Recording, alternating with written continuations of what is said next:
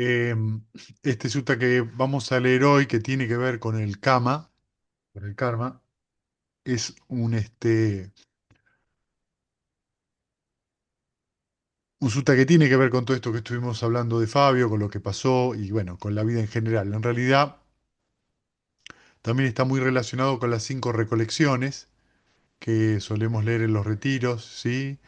Que dice así: yo estoy sujeto a la muerte, no estoy libre de la muerte; yo estoy sujeto a la enfermedad, no estoy libre de la enfermedad; yo estoy sujeto a la vejez, no estoy libre de la vejez; yo seré separado de cada cosa y cada persona que me es agradable y querida; yo soy el heredero de mi karma, tengo el karma como mi origen, karma como mi pariente, karma como mi recurso; seré el heredero de cualquier karma, bueno o malo, que yo produzca. Y estas 5 declaraciones, que están en un sutta de la Anguttara Nikaya, son muy profundas, muy profundas y también muy cotidianas. Todos nos vamos a morir, todos vamos a envejecer, todos nos vamos a enfermar y todos vamos a ser separados de cada cosa agradable y querida, cada persona agradable y querida. ¿Por qué se llaman las 5 recolecciones? Porque son cosas que tenemos que recordar. La verdad es que ir a un velorio una vez al mes o ir al cementerio una vez al mes es una buena práctica para comprender la naturaleza de la impermanencia, la impersonalidad y verdaderamente empezar a observar que uno no sufre por la muerte de la persona, uno sufre por el apego que tiene a la idea de un yo, y uno sufre porque está apegado a la persona, no porque la ama. Cuando uno se conecta verdaderamente al amor que tiene por esa persona, la mente sonríe, sonríe brillante, porque así es. ¿Sí? Uno, si sufre, en ese momento no hay amor benevolente en la mente. ¿Eso significa que está mal, está triste? No, no está mal. La tristeza va a surgir. El asunto es no quedarse en esa tristeza, es aceptarla, dejarla ir, relajarse, sonreír y volver con la mente al amor benevolente. Y la tristeza a su debido tiempo se va a ir. Y esto es en realidad el entrenamiento que estamos haciendo. ¿Es para qué? Para entender la muerte. Y para entender la muerte tenemos que entender el nacimiento. Es decir, tenemos que entender lo que surge y lo que cesa. Si no lo entendemos de manera directa, vamos a seguir sufriendo porque estamos buscando una estabilidad en un mundo que es inestable, porque surge y cesa, nace y muere.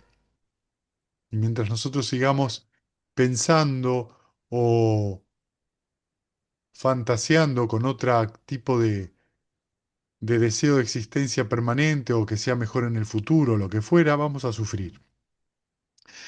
Así que ahora vamos a leer entonces este sutta, que es el Anguttara Nikaya número 3, el sutta número 100. Y no lo vamos a leer todo porque es muy largo. Lo que nos interesa es el comienzo del sutta y el primer símil que va a dar el Buda. Y luego yo voy a hacer algunas observaciones que tienen que ver con la traducción. Hay un pequeño error en la traducción que no es menor, y que en castellano cambia bastante el significado del sutta y por ende el concepto de karma. ¿Sí? Como estamos hablando de eso, recordemos, karma en el budismo es intención.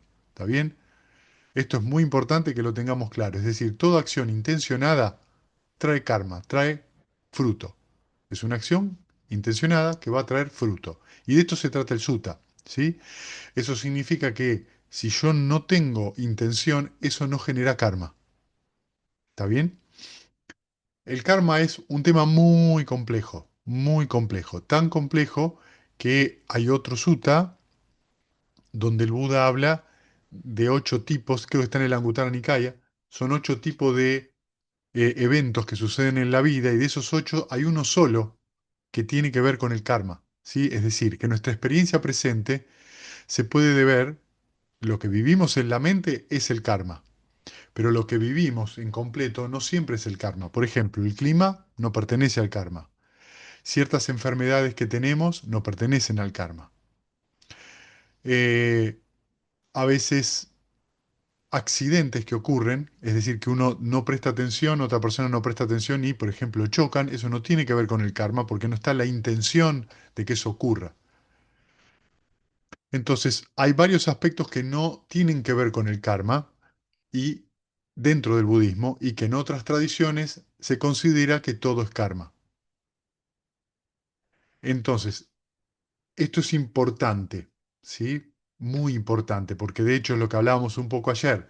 La ley de causa y efecto está sostenida en el karma. Cada vez que hay intención, va a haber un fruto, ¿sí? Entonces ahora vamos al sutta. Esperen que voy a compartir pantalla.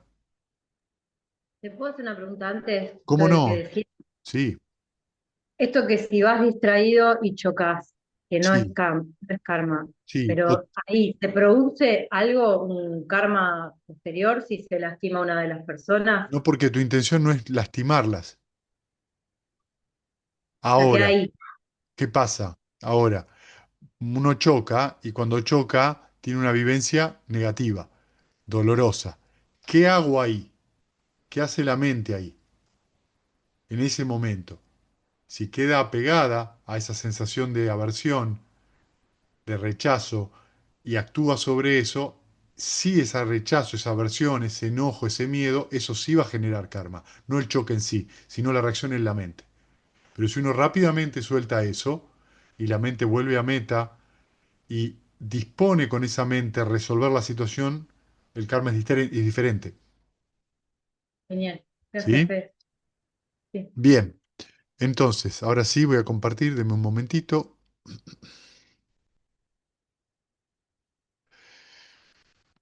Bien, entonces, dice así, un terrón de sal. Monjes, si alguien dijera esto, una persona experimenta el kama de la misma manera en la que la creó, en este caso no habría la vida santa ni la oportunidad de esperar ver y poner fin a la insatisfacción. Pero si alguien dijera esto, cuando una persona crea el kama que ha de ser experimentado de una determinada manera, experimenta sus resultados precisamente de aquella manera, en este caso sería posible la vida santa, al igual que la oportunidad de esperar ver y poner fin a la insatisfacción. Bien, me detengo acá. ¿Pueden ver que acá hay algo raro?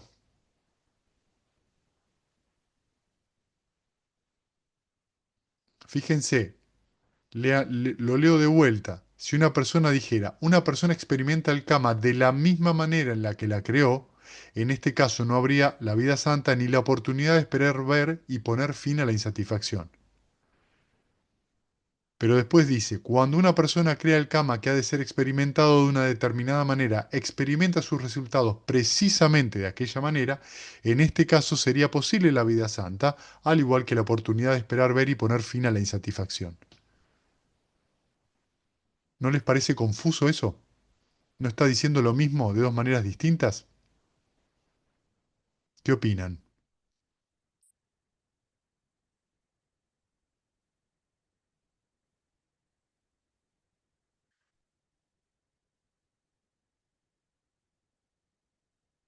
Bien, les comento entonces. La palabra, vieron la segunda expresión que dice cuando una persona crea el karma que ha de ser experimentado de una determinada manera, experimenta sus resultados, y ahora saco precisamente, experimenta sus resultados de aquella manera.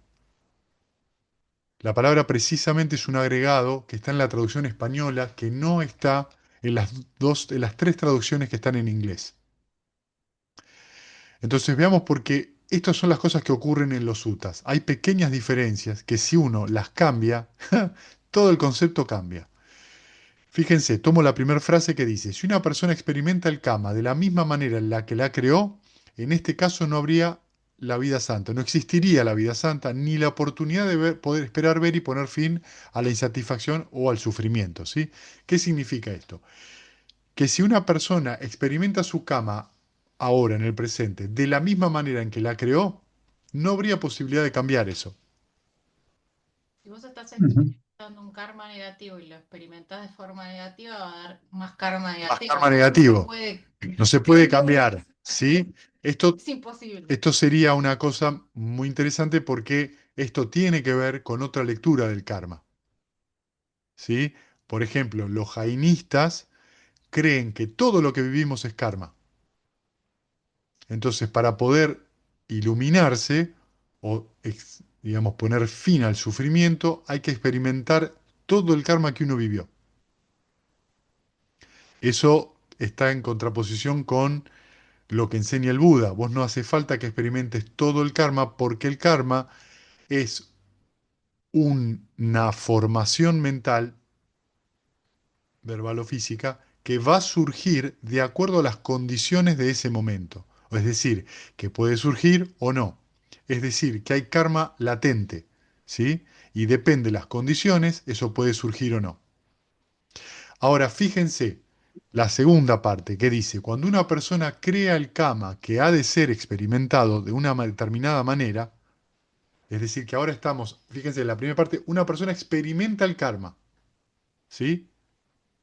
De la misma manera en que la creó, pero ahora la da vuelta. Dice, una persona crea el karma. ¿Qué significa que crea el karma? Que tiene la intención, que ha de ser experimentado de una determinada manera, experimenta los resultados de esa manera. ¿Qué significa? ¿Cuál es la diferencia con la primera parte? Que cuando uno tiene una intención, sana o malsana, lo que uno va a experimentar comparte alguna de las características sanas o insanas que tuvo la intención original. Puede ser más fuerte, puede ser más suave. Todo depende. Y ahora fíjense lo que dice el Buda. He aquí, monjes, alguna persona ha creado mal kama insignificante, sí, o sea, tuvo una intención, llamémosle malsana, pero no muy fuerte, el cual sin embargo lo lleva directamente al infierno, mientras que otra persona aquí ha creado el mismo mal karma insignificante, al cual sin embargo lo experimenta ya en esta vida presente sin quedar siquiera el menor residuo visible y mucho menos un residuo mayor. Es decir, que en este caso está planteando esto. Una persona tiene una intención negativa, vamos a decir una intención malsana, un insulto, ¿sí? Y sin embargo, a través de ese insulto, esa persona va al infierno. Tiene un renacimiento negativo. Pero después hay otra persona que también tuvo esa intención malsana, un insulto, y lo experimenta ya en la vida presente, es decir, que ya experimenta el resultado y no queda residuo visible y mucho menos un residuo mayor, es decir, que lo experimenta ese resultado y luego no tiene más consecuencia. ¿Cómo es que pasa una cosa y la otra? Ahora el Buda lo explica. ¿Y cuál es la clase de persona, monjes, que ha creado el mal karma insignificante, el cual, sin embargo, lo lleva directamente al infierno? He aquí, monjes, alguna persona no desarrolla una conducta virtuosa con el cuerpo, tampoco desarrolla la mente ni la sabiduría. Es decir, no cuida ni los preceptos, ni medita, ni desarrolla la sabiduría. Es una persona limitada, de carácter endeble y mora en sufrimiento. Cuando semejante persona crea el karma insignificante, él mismo lo llevará al infierno. ¿Por qué el Buda está diciendo esto? Porque una persona que tiene pequeñas actitudes diarias malsanas y su mente suele estar muy contraída. ¿Por qué? Porque no puede ver que en esas pequeñas actitudes, en repetición, lo están llevando lentamente a que la mente quede atrapada en ese tipo de loops malsanos. ¿Por qué? Porque está identificado con eso, con cada una de esas emociones, porque lo considera personal, Muchas veces las alimenta. muchas veces las alimenta con justificaciones, ¿sí? Entonces, puede ser que una persona no sea, llamémosle, no sea vista como malvada, pero puede ser que esa persona insulte, tome alcohol, eh, mate mosquitos. Si estoy hablando de cosas que por ahí hace un montón de gente cotidianamente. Y lo que no se da cuenta la persona es que esa repetición, como no observan la mente está llena de aversión cuando hace eso. Está llena de dudas, está llena de deseo sensual. Y no se dan cuenta, ¿por qué? Porque es lo normal. Cuando esto llega al final de la vida, lo que suele pasar cuando la persona no entrenó la mente es que se encuentra en un dilema. ¿Por qué? porque no puede hacer un montón de cosas. Primero porque su cuerpo ya no se lo permite, porque su mente está intentando buscar un placer que ya no puede obtener porque el cuerpo no se lo permite. Esto es muy importante que lo entendamos. Una de las cosas más maravillosas que hizo Fabio fue que meditaba, y cada vez que se acostaba meditaba. No podía hacer otra cosa, y solo se entrenó en eso. Y esto es una enorme ventaja Un mérito y un increíble. mérito increíble porque la mente está elevada en un momento donde vos estás prácticamente estando moribundo. Y ahí hay una gran diferencia, hay una comprensión intrínseca del practicante de que lo importante es cómo estoy viviendo el ahora. ¿Qué me pasa en la mente ahora? Y ahora fíjense lo que dice el Buda. ¿Y cuál es la clase de persona, monjes, que ha creado el mal karma insignificante, el cual, sin embargo, lo lleva directamente... Ah, no, perdón, ya lo leí. ¿Y cuál es la clase de persona, monjes, que ha creado exactamente el mismo mal karma, pero sin embargo lo experimenta ya en esta vida presente sin quedar siquiera el menor residuo visible y mucho menos un residuo mayor? He aquí, monjes, alguna persona desarrolla una conducta virtuosa, también desarrolla la mente y la sabiduría. Es ilimitado y tiene un carácter suave y mora sin mesura. No, sin censura, está mal esa palabra. Cuando semejante persona crea exactamente el mismo mal karma insignificante, lo experimenta ya en esta vida presente sin quedar siquiera el menor residuo visible y mucho menos un residuo mayor. Entonces, fíjense, ¿qué está diciendo?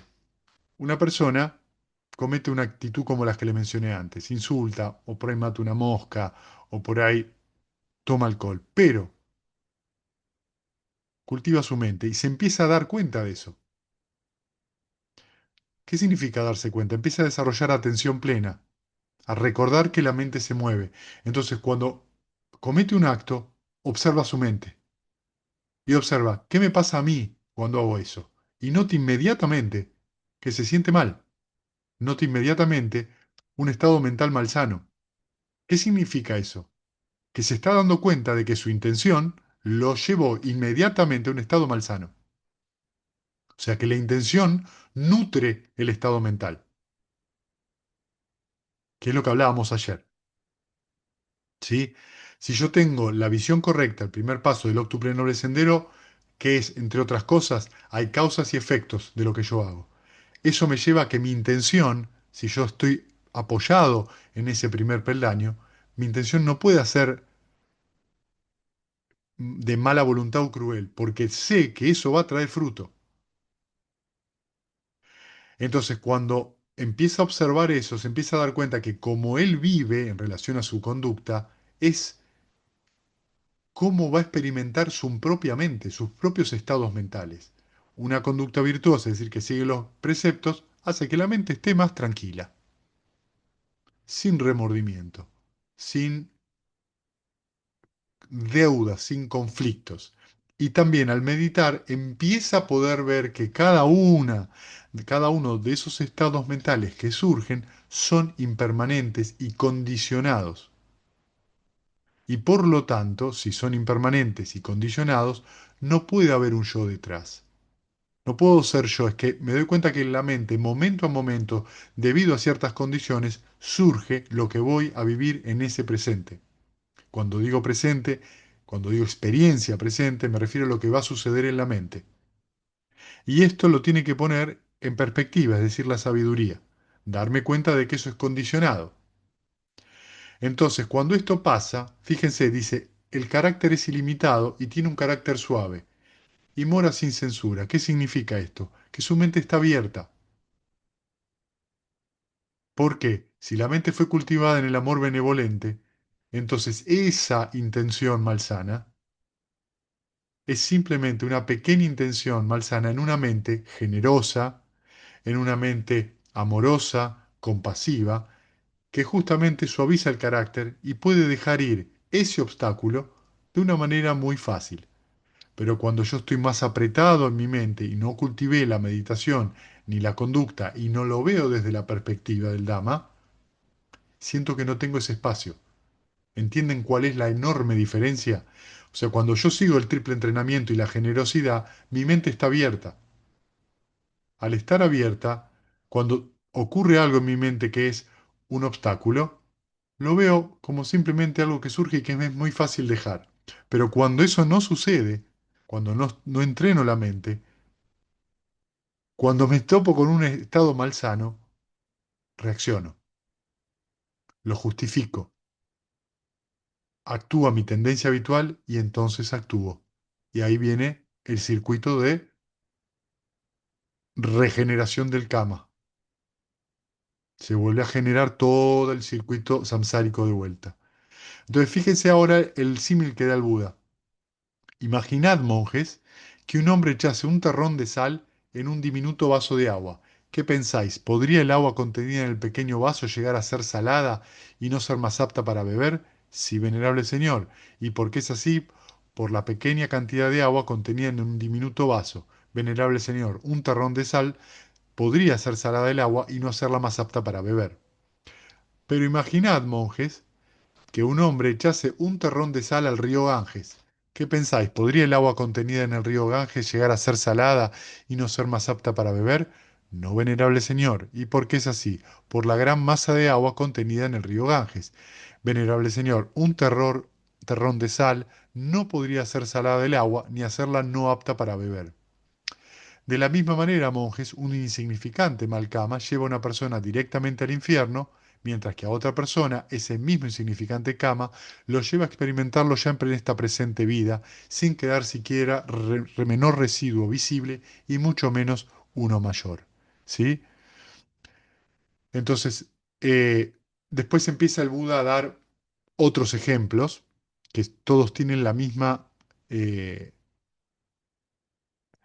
la misma característica. Entonces, fíjense que esto plantea o muestra una cosa muy importante con respecto al kama, ¿no? A la intención. Y una cosa muy importante con respecto a lo que estamos viendo en todo este año del óctuple noble sendero. El punto de vista correcto me lleva a la intención correcta, la intención que es kama. Y acá es donde viene a auxiliar a ver con sabiduría, a perspectivar las cosas desde este lugar impersonal e impermanente e inestable, el esfuerzo correcto, la atención correcta y luego sí la estabilidad mental o la serenidad mental, el recogimiento, la concentración. Entonces, si mi intención es malsana, ¿qué va a suceder? El estado mental que surge de ahí va a ser malsano,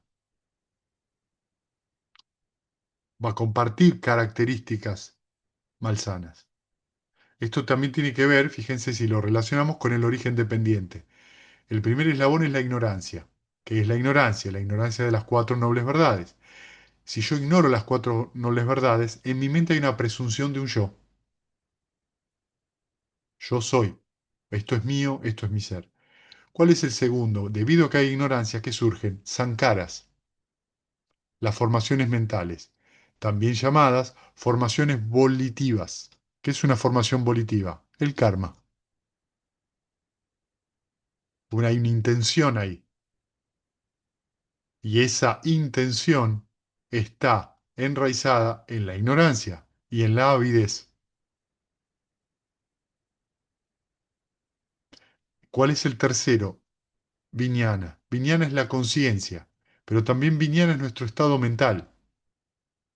En los suttas tempranos se utiliza la palabra chitta y Viñana a veces significando lo mismo, estado mental o conciencia.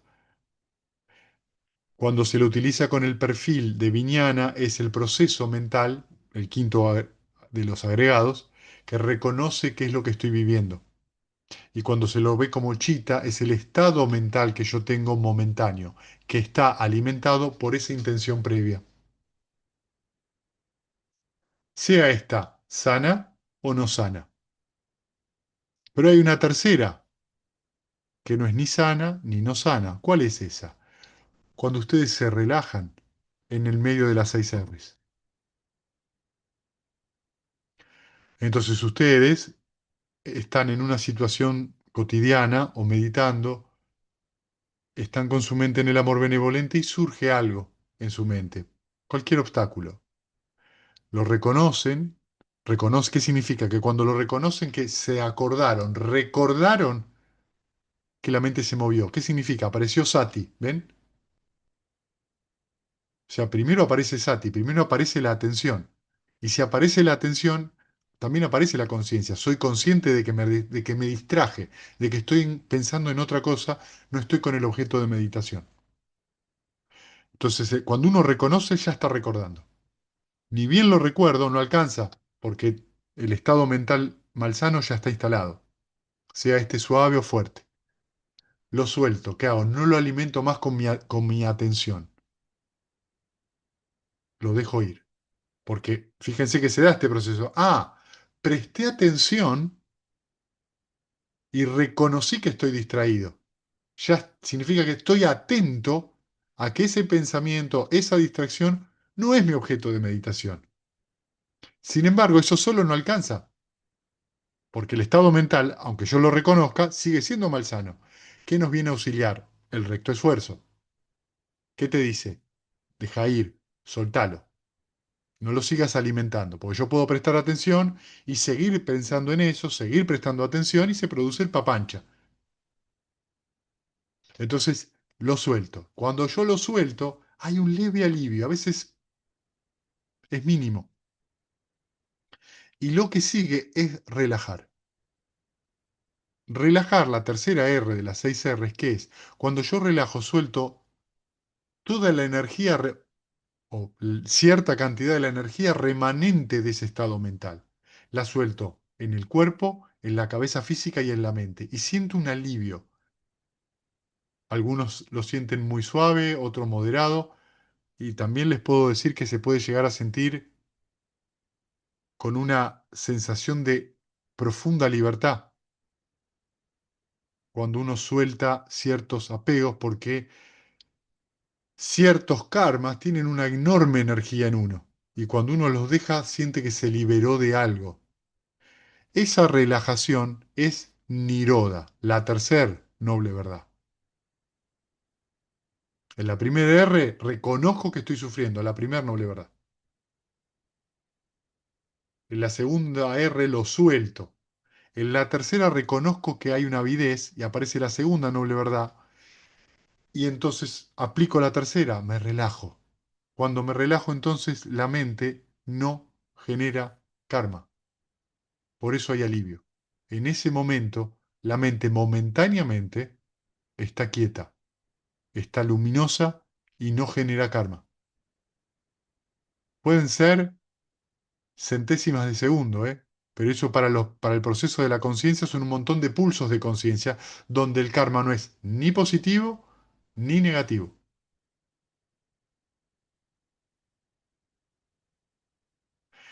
Luego de eso viene sonreír. ¿Qué significa sonreír? Ya tengo una intención de llevar la mente a un estado sano. ¿Por qué es esto necesario? Porque si yo a la mente la dejo ahí donde está, la mente probablemente quiera retornar. Entonces tengo que darle ahora una tarea, tengo que darle ahora una intención nueva. Mi intención es volver a lo sano. A veces puede pasar que no necesite ni siquiera volver al objeto de meditación, que la mente en ese niroda, en esa cesación, se encuentra vacía. Y la mente queda vacía y no quiere volver a moverse, ni hacia la sonrisa, ni a ningún objeto de meditación, ni tampoco a lo negativo. Pero no suele ser lo usual. Cuando para que eso suceda, la mente tiene que estar muy desarrollada. Y por eso, hasta que eso suceda, sonrío. Y la sonrisa es un estado mental incipiente, sano. Me ayuda a atraer la energía mental de vuelta al objeto de meditación, que es retornar, estar con meta. Una vez que estoy con meta, ¿qué significa eso? Un estado mental sano ya que ha surgido. La sonrisa es lo incipiente, volver a meta es ya surgió. Ahí contemplé el recto esfuerzo, realicé el recto esfuerzo. Y repito, me quedo con el objeto de meditación, con meta, compasión, alegría empática o ecuanimidad. Entonces, cuando este proceso se da, estoy aplicando el octuple noble sendero. Cuando este proceso se da, la mente vuelve a estar abierta. Este obstáculo que surgió es simplemente un terrón de sal en el río Ganges. Es simplemente una pequeña manchita en una mente que vuelve a estar amplia y generosa. Entonces, fíjense lo que pasa cuando ustedes hacen 6 Rs.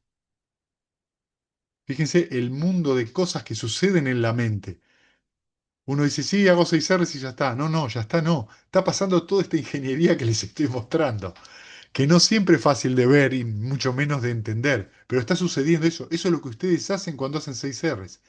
Están llevando la mente gradualmente, no solo a un estado sano, sino que por momentos pasan por un lugar que justamente trasciende lo bueno y lo malo del mundo, lo placentero y lo doloroso, lo alto y lo bajo, lo inferior y lo superior. Es una cosa donde justamente no hay karma. Cuando no hay karma, hay liberación de la mente samsárica que vive calculando, midiendo y especulando sobre todo. ¿Y qué es lo que es agotador? Volviendo al significado de este sutta, lo que nos damos cuenta entonces es que lo valioso que es tener una mente inconmensurable, lo valioso que es tener una mente abierta y lo valioso que es tener una mente generosa. Porque la mente generosa está abierta.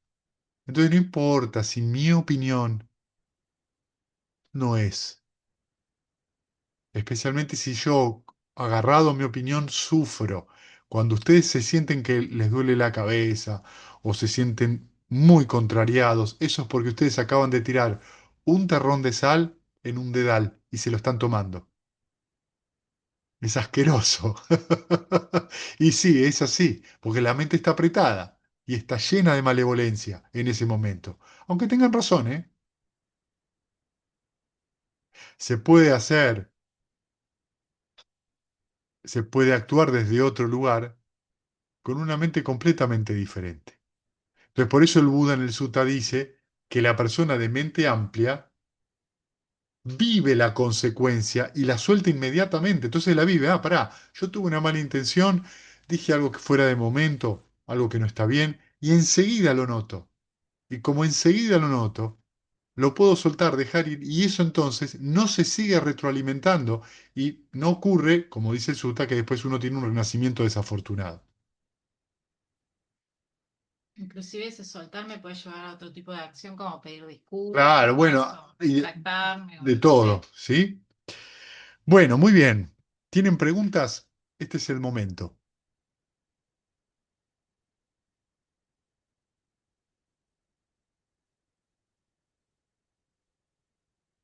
La idea un poco era compartir este sutta que vieron que a veces en simplemente 2 o 3 párrafos ya podemos estar hablando una hora entera para sacarle el jugo bien a todo la causalidad, la condicionalidad de lo que va sucediendo en la mente y cómo eso se va eh, desarrollando, desenvolviendo en la vida de uno. Y lo importante y lo crucial que es la meditación como práctica constante. Y la verdad que acá Fabio nos está dando una mano enorme, ¿eh? Nos dio una mano enorme. Lo que vivió Fabio, lo que le pasó a Fabio en los últimos meses de su vida, está buenísimo el ejemplo vivo de eso, ¿no? Es algo muy importante, no descuidar la práctica.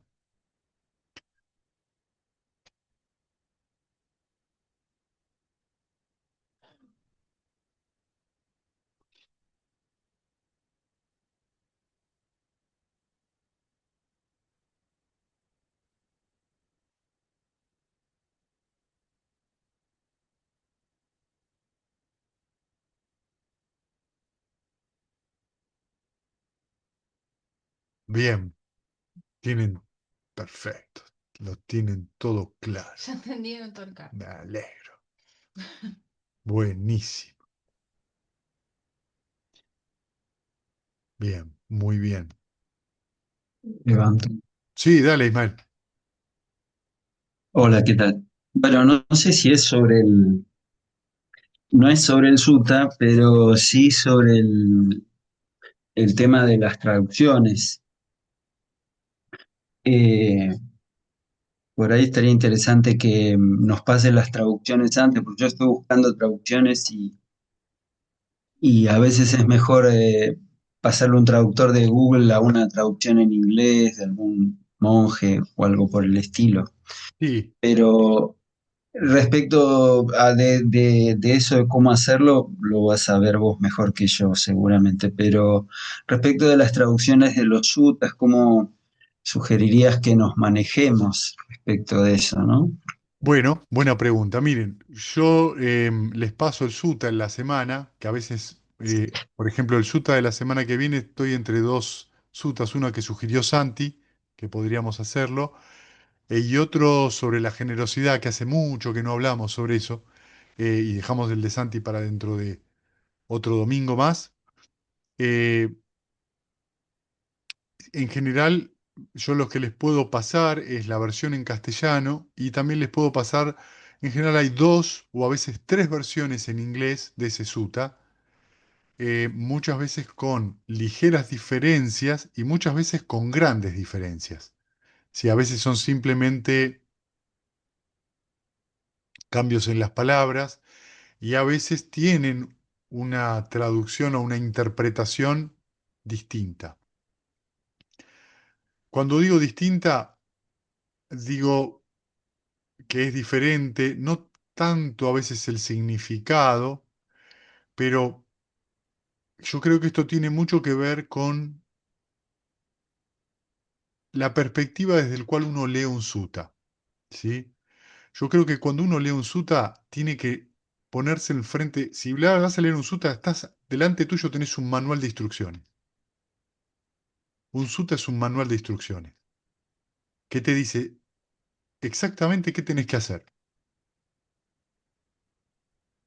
Y en ese sentido es muy interesante si uno lo toma como instrucciones. Y fíjate que el Buda lo que te da en este sutta, por ejemplo, es una instrucción de cómo practicar. Si vos practicás los preceptos, la meditación y la sabiduría, te dice, esto es lo que pasa con el karma. Y si vos no practicás, esto es lo que pasa con el karma. Y es re interesante porque te está diciendo, te dice, ¿cómo entiendo el karma yo? Dice el Buda, ¿cómo es, según la visión budista? ¿Cómo se experimenta eso? ¿Cómo se origina? Y después te dice, mirá, para hacer que sea vivido de esta manera tenés que hacer esto. Y para ser vivido de esta manera tenés que hacer esto otro. Es decir, que te da las opciones. Luego no te, depende de uno. En relación a eso, yo creo que eso también a veces se refleja, yendo a tu pregunta, en las traducciones en inglés. A veces las traducciones son muy prácticas y otras veces parecen más intelectuales, Filosófico. filosóficas, como para intentar definir cosas que no tienen que ver con la instrucción práctica. Porque si hay algo que tienen los sutas, inclusive cuando tocan temas muy profundos, es que son muy prácticos. Son instrucciones para la meditación, para la vida diaria, pero sobre todo cuando hablamos de meditación, y acá quiero ser claro, no estamos hablando de sentarnos a meditar, sino de que la mente esté en un estado de observación y de atención continua. El Buda, por lo menos en las dos primeras canastas, no se enriedan Yo lo que noto, en filosofía. Eso viene después. Entonces eso es algo que ustedes pueden observar de las traducciones. pero en inglés, como el inglés es un idioma más simple, Más práctico, más sí. práctico, a veces el sutta queda como mucho más cerca en inglés, mucho más cerca para mí del original. Y en cambio en castellano vos le podés agregar un montón de palabras, porque el castellano es mucho más rico, tiene mucho más vocabulario y esas palabras a veces suman y a veces Restan, no. claro. Entonces, cuando vos comparas la traducción que está en inglés con la de español, pasan las dos cosas. Es muy delicado. Ahí Tiene es mucho que ver donde, con cómo usan ah, el ahí es traductor y donde cómo lo viene escriben. la otra pata. ¿Cuál es la otra pata? Tu práctica. Cuando yo practico y me siento a meditar, esta instrucción que me está dando el Buda en este sutta, ¿es así o no es así? ¿Entienden? Por eso el Buda dice que el Dhamma es para venir y ser experimentado por los sabios. Lo tenés que experimentar. No lo tomes como verdad. Practicalo. Fíjate qué pasa. Y entonces lo que vos experimentás, lo que vos vivís, es algo que te ayuda a después a ver el sutta con los ojos de la experiencia. Y ver, a ver, es, no es. Y si no es, y yo no me siento bien, bueno, por ahí necesitas que alguien te ayude, que tu maestro te ayude o no, pero la práctica de uno es la que lo lleva a uno a ver los suttas como lo que son instrucciones muy claras. Y entonces tenemos las dos patas, las dos ruedas del carro, la práctica de la meditación y el estudio del sermón. Y entre esas dos cosas hay que ir haciendo un balance. Entonces, si le suman ustedes, yo les puedo mandar el link en inglés. Fíjense, lean uno, lean el otro. Si quieren, pásenlo por el traductor y van a ver que obtienen otra cosa. Ustedes lo pasan por un traductor de Google o por una inteligencia artificial y por ahí les da otra cosa, ¿sí? Y ahí van a tener otro matiz diferente. Pero todo eso, ¿dónde va a terminar? En la experiencia de ustedes. ¿Cómo lo experimento yo? Siempre se tienen que hacer una pregunta. ¿Cómo experimento yo esto que dice el Buda? Cuando yo tengo un estado mental malsano o sano. ¿Cómo lo vivo? ¿Lo vivo como algo apretado o no? ¿Siempre vivo las situaciones malsanas de la misma manera o cuando yo me encuentro con la mente más abierta, vivencio una situación de estrés de una manera y cuando estoy cerrado la vivo de otra?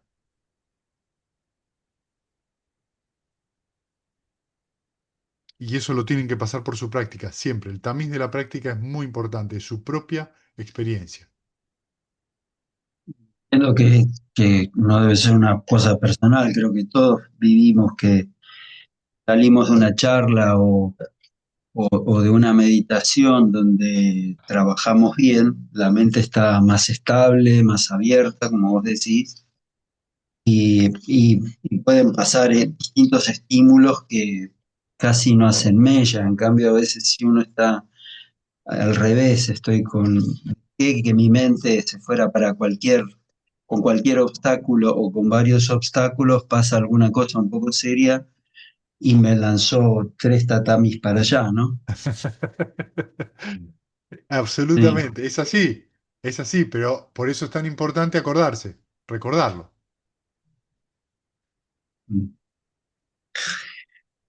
Y lo que pasa es que no es del tema, pero eh, yo, mi experiencia personal es que a pesar de estar en contacto, de que algún mérito alguna vez hice, de estar en contacto con el Dhamma y demás, yo veo que es bastante común que termine varios tatamis de distancia del lugar de la práctica y que no sea tan fácil volver a veces, ¿no? No sé, a veces pareciera que uno, qué sé yo, es cierto, uno puede tener la información, es difícil que se haga conocimiento y más difícil que se haga sabiduría. Y el primer Yo paso, sé, y el tema es que siempre la respuesta termina siendo siga practicando. Pero no, bueno, la respuesta no es siga practicando, la respuesta es tenés que perdonarte por cuando eso pasa.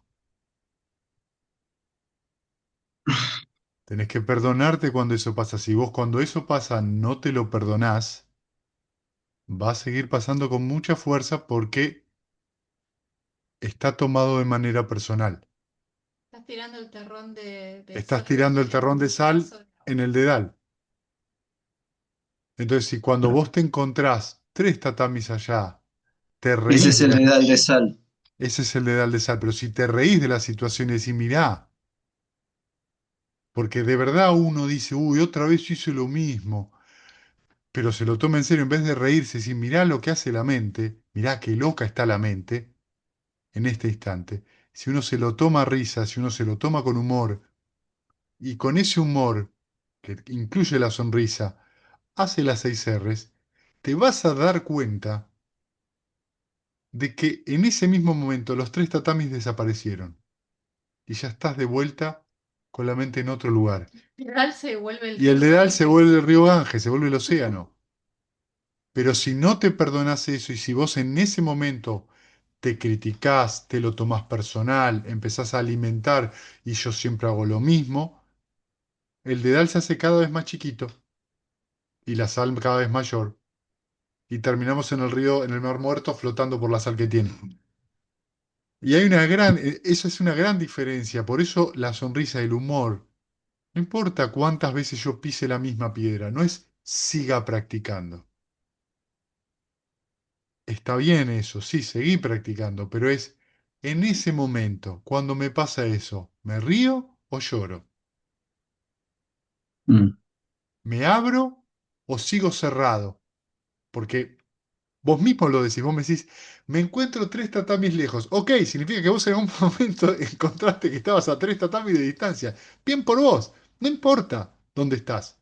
Eso no es importante. Lo importante es que en ese momento te acordaste. Y cuando te acordaste, ¿qué hiciste? ¿Te reíste o te lo tomaste personal? ¿Seguiste con el proceso de soltarlo, relajarte, sonreír y después volver? Entonces, si yo me tomo las cosas de manera más liviana, estoy tomándome las cosas de acuerdo al Dhamma. Porque el Dhamma dice, eso que te está pasando no es personal. Pero si yo me critico, estoy yendo en contra del Dhamma. Si yo no me lo perdono, estoy yendo en contra del Dhamma. Si yo me empiezo a ver como una persona que no está haciendo lo que se supone que debería hacer, estoy yendo en contra del Dhamma. Y sufro y sufro. Y eso no es ver con claridad. Ver con claridad es, y sí, ¿cómo no va a pasar eso? Puede pasar. Si vos te lo tomás de otra manera, es decir, que si la reacción es diferente, ese karma empieza a cambiar. Cuando vuelva a pasar, no te va a pasar lo mismo y no lo vas a vivenciar de la misma manera. Quizás tengas que hacerlo muchas veces, pero eso lentamente empieza a cambiar la característica del karma. Ya no se vive igual.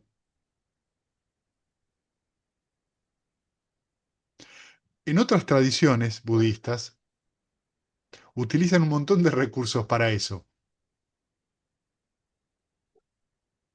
En el budismo zen se utiliza reírse de cualquier cosa. Te dicen, actúa como si fueras tu opuesto. Por un día haz ese mm, juego. En el budismo tibetano tienen un entrenamiento que es ponerte una máscara en la cara y que te mires al espejo y que veas eso o que actúes de una manera completamente diferente. ¿Por qué esa práctica te la hacen hacer? Te la hacen hacer para que vos te des cuenta lo difícil que es actuar de otra manera, lo fuerte que es un hábito, y para que veas que la mente, así como le está muy pegada a los hábitos, también es muy flexible y puede moverse muy rápidamente.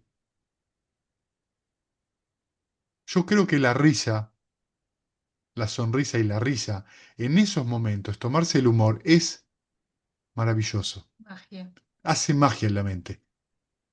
Porque te dice, ¿viste esto que te lo estás tomando tan en serio? La verdad, no es tan importante.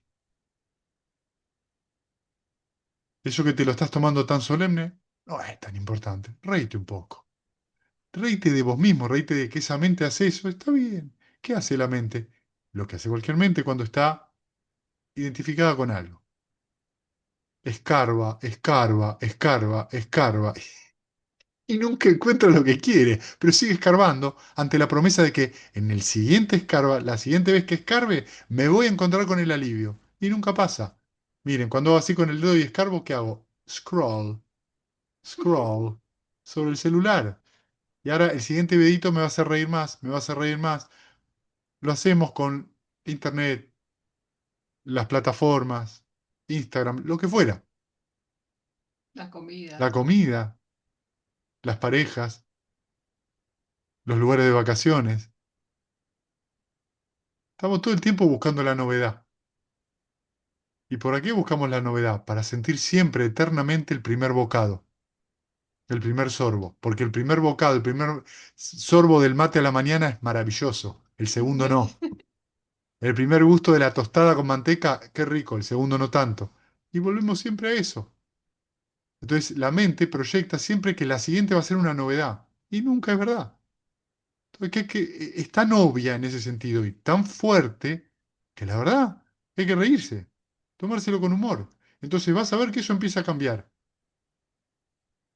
Pero mientras uno se mantenga serio, duro y empiece a, no, esto es muy fuerte, esto va en contra de la ley, y eso no, lo único que hace es alimentarlo. Entonces sí, hay que sonreír más, reírse más, y es todo más fácil, es todo más liviano, porque no es más que eso, ¿eh? El mejor ejemplo que les puedo dar es Angulimala. Ninguno acá de ustedes en esta vida fue Angulimala, por ahí en otra vida sí, no sé. Pero en esta nadie asesinó 100 personas. Nadie tomó el voto de asesinar 100 personas para quedar bien con su maestro. Todavía no lo pedí eso.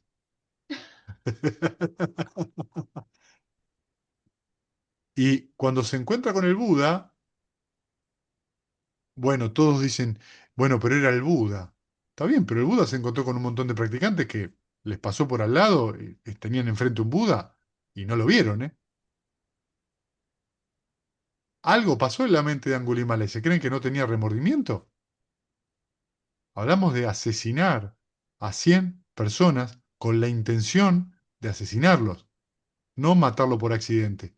Es voy, te espero en el bosque y cuando cruzás, te asesino. Está planificado, pensado y hay intención. ¿Entienden lo que les quiero decir? Ese sutta no está puesto por las dudas. Está puesto por algo. Que un asesino serial tiene la capacidad de volverse un arahant.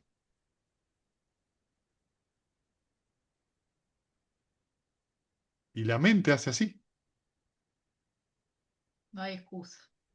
¿Me entienden?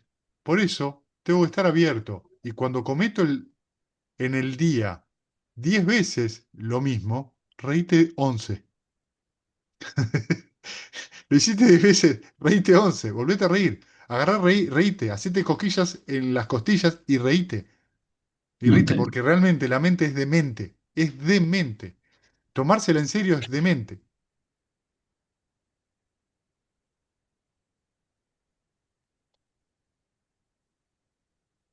Volví a practicar ¿qué? La risa.